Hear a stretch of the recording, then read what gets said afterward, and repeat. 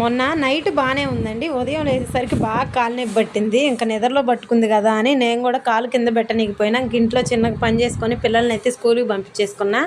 ఇంకా మా అమ్మ 10కి అట్లా ఫోన్ చేస్తే, ఏందమ్మా ఇప్పుడే పనుకున్నావంటే, ఇంకా నాకు కాలు నొప్పి పట్టిందమ్మా ఎట్లా అంటే, అయితే అబ్బాయి వస్తాడులే, అబ్బాయి టాబ్లెట్స్ ఇప్పిస్తాడు. అప్పుడు మా ఆయన లేడండి, వేరే ఊరు వెళ్ళాడు. ఇంకా అబ్బాయి వచ్చి టాబ్లెట్లు ఇప్పిస్తాడులే అని చెప్పిండు. వాడేమో మాకు గేదెలు ఉంటాయండి, బరిగొడ్ల సంత ఉండిద్ది గురువారం రోజు, అది గురువారం రోజు జరిగింది. ఇంకా ఆ సంతకి వెళ్ళొచ్చి ఇంకా నైట్ వెళ్ళాలి. నైటు 12కి అట్లా లేచి వెళ్ళాలి సంతకి. నైటే తెల్లవారేసరికి మొత్తం అయిపోతాయండి అమ్మడం కూడా.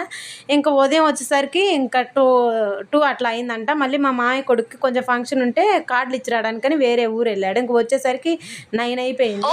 ఇంకా అప్పుడు కాల్ చేసి నొప్పి తగ్గిందా అంటే, తగ్గిందిలే నేను టాబ్లెట్లు వేసుకున్నా అంటే, ఇంకా వాడు వినకుండా వచ్చాడండి. వచ్చి ఇంకా నాకు మందు తీసుకొని ఇంకా రాస్తా ఉండే. తమ్ముడు మాత్రం నాకు ఏదన్నా కొంచెం నొప్పి అనుకుంటే వెంటనే చేస్తాడండి.